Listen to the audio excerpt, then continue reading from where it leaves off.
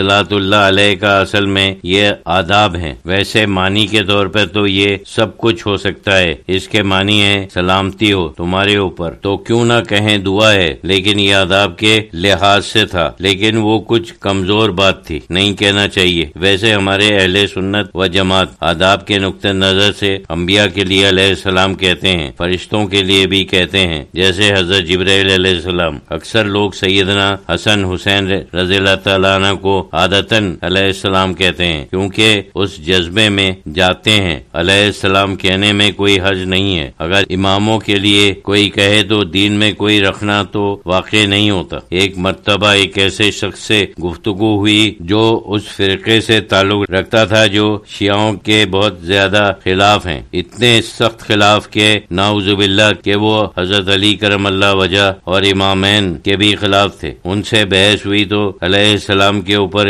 اعتراض ہوا کہ یہ تو انبیاء کے لیے کہتے ہیں، جیسے موسیٰ علیہ السلام، یحییٰ علیہ السلام، آداب کے الفاظ سے یہ کسی اور کے لیے نہیں کہنا چاہیے۔ وہ اعتراض کر رہے تھے اور میں اس بحث میں جانا نہیں چاہتا تھا۔ ان کے جواب میں میں نے حضرت سیدنا حسن اور سیدنا حسین رضی اللہ تعالیٰ عنہ کہا تھا، اس وقت سے میری زبان پر یہ چیز چڑھی ہوئی ہے۔ وہ چپ ہو گئے کیونکہ حدیث یعنی بخاری شریف اور مسلم وغیرہ میں ہے کہ سیدنا شباب اہل جنت، یعنی یہ دونوں جنت کے نوجوانوں کے سردار ہیں۔ اس سے انکار نہیں کر سکتا کہ وہ سیدنا شباب اہل جنت ہیں۔ اگر سیدنا کہیں تو یہ صحیح حدیث ہے، اور اگر رضی اللہ عنہ کہیں تو اس کی صحبت بھی ثابت ہے۔ یہ ایک ایسی بات ہے جس سے وہ کچھ چپ ہو جاتے ہیں اور کوئی اعتراض نہیں کرتا۔ میرا خیال ہے کہ سیدنا بہت بڑا اعزاز ہے، وہ بھی تو صرف انبیاء کے لیے کہتے ہیں۔ سیدنا موسیٰ، سیدنا عیسیٰ، خاص طور سے عرب میں تو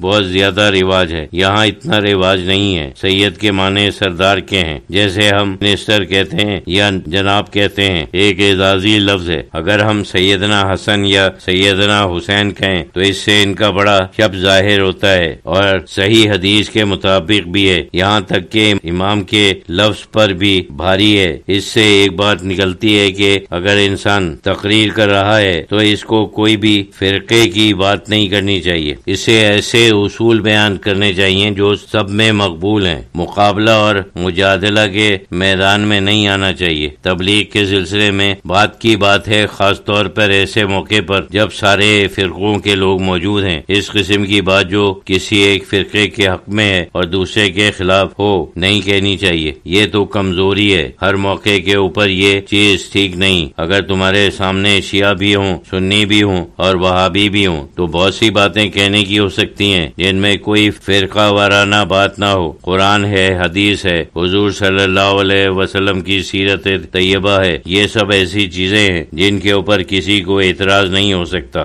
بروز اتوار مورخہ 2 مئی 1976 عیسوی، حضرت شہید اللہ فریدی رحمۃ اللہ علیہ نے فرمایا کہ کسی کو کوئی سوال پوچھنا ہے، میں کیوں مضمون ڈھونڈوں، تم لوگ کوئی مضمون ڈھونڈو۔ حاضرین میں سے ایک صاحب نے پوچھا کہ کیا رسول کریم صلی اللہ علیہ وسلم رکوع اور سجدے میں کوئی خاص آیتیں پڑھتے تھے؟ حضرت شہید اللہ فریدی رحمۃ اللہ علیہ نے فرمایا کہ زیادہ تر تو آپ وہی تسبیح پڑھتے تھے جو سب لوگ پڑھتے ہیں، ہم ان کی تقلید ہی میں تسبیح یعنی سبحان ربی العظیم اور سبحان ربی الاعلیٰ پڑھتے ہیں۔ بعض موقعوں پر غالباً فرض میں نہیں بلکہ نفل میں کبھی کبھی آپ بہت دیر تک سجدے میں رہتے تھے اور دعائیں پڑھتے تھے، لیکن کوئی مقرر چیز یعنی دعا نہیں تھی۔ اسی طرح تہجد کی نماز کے متعلق کئی دعائیں منقول ہیں جو آپ شروع میں یا کسی وقت پڑھتے تھے، وہ دعائیں مختلف ہیں، کسی نے کوئی دعا سنی، کسی نے کوئی دعا سنی۔ بعد میں عام لوگوں کی آسانی کے لیے وہ مختصر چیز ہے، جس طرح آپ نے